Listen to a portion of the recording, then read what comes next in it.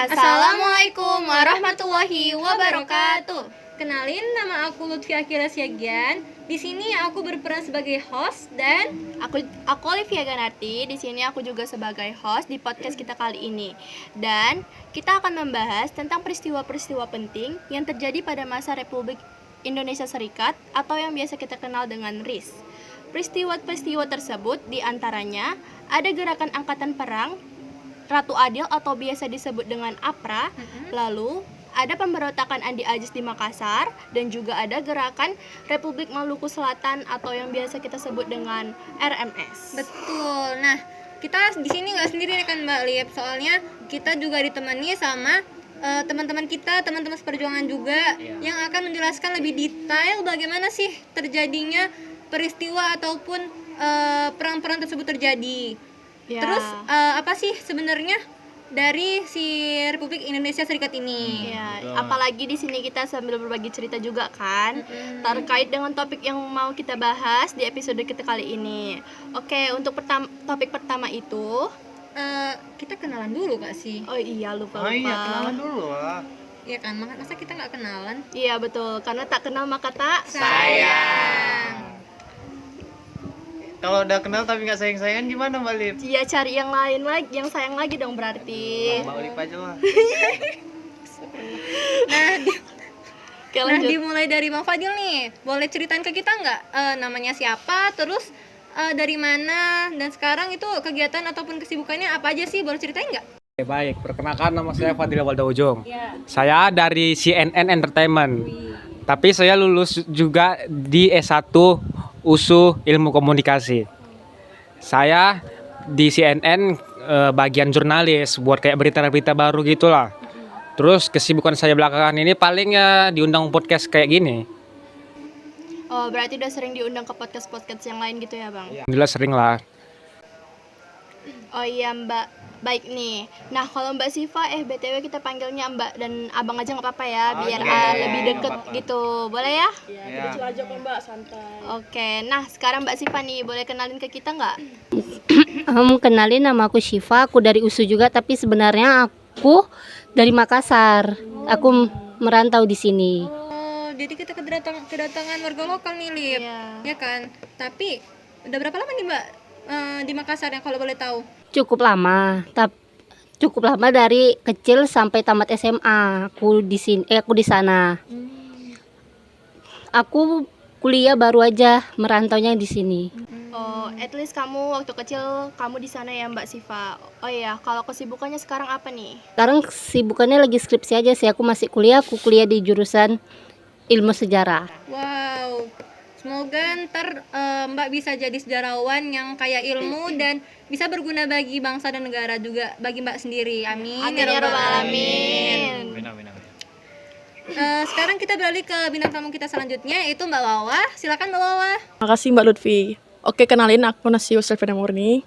Aku dari Andri, Arsip Nasional Republik Indonesia. Aku bekerja di sana sebagai arsip. Aku tempatan dari UNAN, jurusan Ilmu Sejarah juga. Wih, berarti sama dong kayak Mbak Syifa tadi ya? Cuman beda univnya aja dong berarti. Ya, dan alhamdulillah waktu itu bisa keterima kerja di Andri. Wow, keren-keren sekali para tamu kita kali ini ya kan, Lip? Iya dong, keren.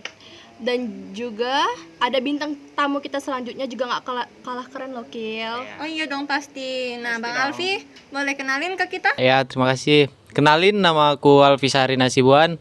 Saya bekerja sekarang sebagai dosen di salah satu universitas incaran anak-anak muda zaman sekarang dong. yaitu salah satu universitas di Ponegoro yang namanya Universitas Undip. Dan sekarang kesibukan saya nggak terlalu sibuk sih, tapi sok sibuk aja. Wah, keren nih. Ada dosen dari ilmu sejarah ilmu politiknya langsung nih. Nah, bisa untuk berbagi cerita sama kita dong kan? Iya, betul. Oke, baik. Karena kan kita udah saling kenal nih, udah saling sayang juga. Nah, untuk bisa makin kenal makin sayang, kita mulai aja yuk topik pertama kita kali ini, pada episode kita kali ini. Oke, nah untuk topik pertama itu kita bakal ngebahas tentang persatuan dan kesatuan bangsa pada masa Republik Ini Indonesia boleh dimakan Serikat. loh ya? Pada saat itu Indonesia, bagaimana keadaan sebenarnya, bagaimana bisa dikatakan Republik Indonesia Serikat.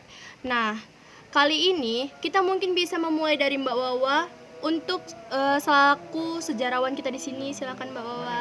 Oke, jadi secara singkatnya aja nih ya. Pada masa ini bentuk negara Indonesia berubah menjadi negara serikat. Pada tahun 1949. Pada konferensi Meja Bundar berdasarkan konstitusi RIS, di mana presiden dikenal sebagai kepala negara yang nggak didampingi oleh wakil presiden. Kalau misalnya presiden tidak berhalangan hadir, berhalangan hadir untuk mengikuti kegiatan bisa diganti oleh Perdana Menteri. Dan begitu pun juga Perdana Menteri bisa diganti dengan kabinetnya. Jadi pada masa ini Indonesia masih menggunakan sistem pemerintahan parlementer. Oh, jadi masih pakai parlementer gitu ya, Mbak? Ya Mbak, terus pada sistem ini kabinet harus bertanggung jawab kepada parlementer. Kalau mereka tidak bisa menanggungjawabkan tersebut, mereka bisa mengundurkan diri atau bisa dibubarkan. Terus konstitusi RIS itu mengenal 6 lembaga RIS, ada 6, yaitu yang pertama ada presiden, yang kedua itu ada Dewan Menteri, yang ketiga ada Senat, yang keempat itu ada DPR, yang kelima itu ada Mahkamah Agung, yang keenam itu ada Dewan Pengawas Keuangan. Oke, berarti kayak jadinya pemerintah dalam pemerintah gitu ya Mbak Waya? Ya Mbak, betul. Berlakunya sistem parlementer itu nggak berlangsung lama, kurang lebih itu cuma ada 8 bulan ya. Terus RIS dibubarkan, kembalilah Indonesia menjadi negara kesatuan. Baik. Lalu yang membuat RIS ini jadi dibubarin itu apa aja sih Mbak, kalau kita boleh tahu? Yang menyebabkan itu sebenarnya banyak ya, cuman yang paling menonjol itu adalah gerakan-gerakan separatis yang berada di wilayah Indonesia seperti APRA atau pemberontakan Ade Ajis atau RMS juga. Berarti salah satunya itu dari gerakan-gerakan separatis tadi itu yang terjadi kan yang membuat dibubarin ya. Nah, kalau gitu kita coba masuk lebih jauh lagi ya. Yuk, kita masuk ke bagian pemberontakan Ade Ajis saja nih. Soalnya kita lebih fokus di episode kali ini itu aja ya. Nah, bersama-sama kita dengarkan secara singkat penjelasan mengenai gerakan separatis berikut ini. Mungkin bisa dari Bang Fadil dulu kali ya. Oke, baik. Jadi pada 5 April 1950 itu terjadi pemberontakan oleh kelompok Knil. Mereka itu dipimpin di bawah kepemimpinan Ade Ajis. Dia itu mantan perwira tinggi dari Knil. Mereka itu melakukan pemberontakan itu karena mereka menolak masuk APRIS, Angkatan Perang Republik Indonesia Serikat, atau apa yang dikirim oleh TNI ke Sulawesi Selatan. Terus mereka itu melakukan pemberontakan dan kekerasan itu kepada warga yang tinggal di sekitar markas APRIS, dan mereka juga melakukan pemberontakan kepada anggotanya, kayak anggota APRIS atau TNI itu. Terus pemberontakan itu memuncak terus sampai pada tanggal 5 Agustus 1950. Oh gitu ya Bang. Nah terus nih, kenapa pula seorang perwira Knil seperti Ade Ajis yang notabene dididik oleh Belanda justru ngelakuin pemberontakan terhadap pemerintah Indonesia yang baru merdeka? Mungkin dari Abang Alpi bisa membantu gitu jelasin. Ya, baik. Pemberontakan itu dilatar belakangi oleh beberapa faktor kompleks yang terkait situasi politik dan militer pada masa transisi setelah kemerdekaan Indonesia.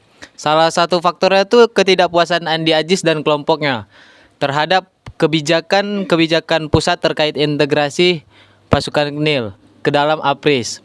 Mereka merasa kalau mereka tuh nggak mendapatkan tempat yang layak dalam struktur militer Indonesia yang baru merdeka pada saat itu. Oh, jadi itu salah satunya itu karena ada nggak kepuasan dari pihak Andi Aziznya gitu ya, Bang? Mbak Kila, betul sekali Mbak Kila.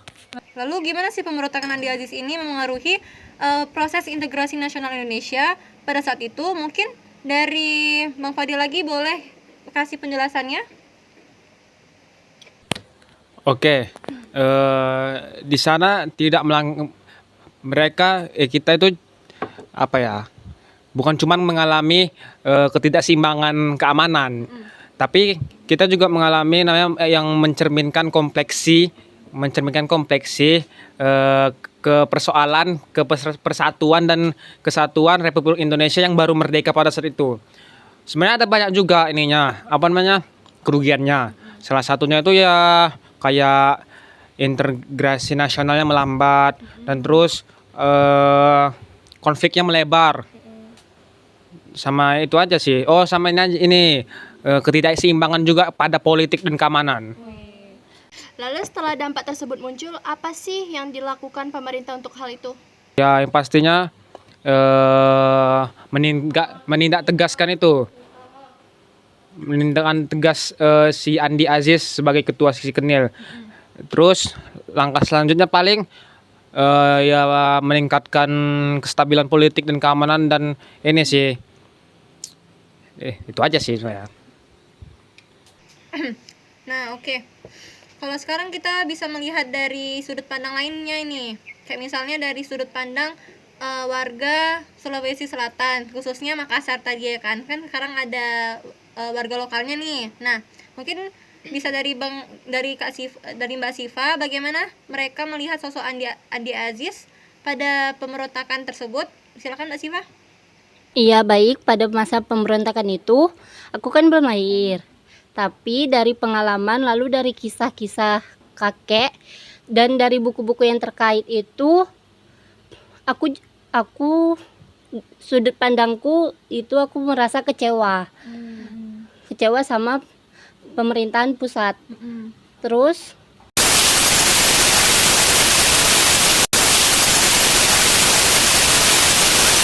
kecewa karena aku ngerasa diperlakukan tidak adil dalam pemerintahan pusat, itu khususnya dalam hal otonomi daerah.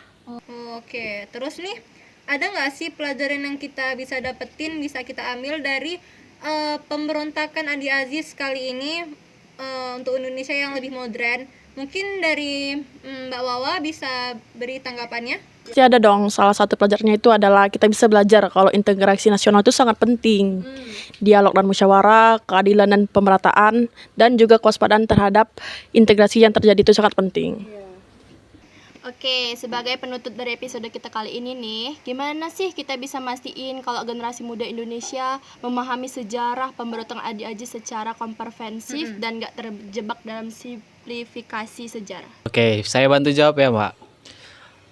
Untuk mewujudkan hal itu, ya perlu upaya-upaya yang pasti dong ya. Salah satunya itu seperti memberikan pendidikan sejarah yang kritis dan inklusif. Lalu adanya peran aktif orang tua dan keluarga, serta adanya peran masyarakat. Apalagi dalam pemanfaatan teknologinya. Itu saja mungkin, Mbak. Oke, kayaknya pembahasan kita mungkin bisa cukup sampai di sini dulu. Ya kan Mbak Lip? Iya Mbak Kila, kayaknya segini aja perbincangan singkat kita di episode kali ini. Tentang apa tadi? Ini tentang persatuan dan kesatuan pada masa Republik Indonesia Serikat. Nah iya, terima kasih banyak untuk teman-teman yang udah rela buat mendengarkan perbincangan singkat kami tentang masa RIS tadi. Kami mohon maaf apabila ada yang kurang atau ada kesalahan dari kami, entah itu makanannya, minumannya yang kurang, ataupun enak. Terima kasih. Terima kasih ya. Nah, ataupun perbincangan kita yang kurang menarik mungkin. Jadi kami mohon maaf. Selaku kami host, kami minta maaf. Ya nggak apa-apa Mbak, memang manusia ada yang punya salah, kan nggak ada yang sempurna di di dunia ini, hanya Allah yang sempurna. Ya betul. Nah, tenang aja Mak Kila. Kita ini manusia bukan nabi boy. Oke, cukup sekian, terima kasih dari kami semua. Saya Olivia Ganarti. Saya Lutfi Akila Syagian. Kami pamit undur diri. Wassalamualaikum warahmatullahi wabarakatuh.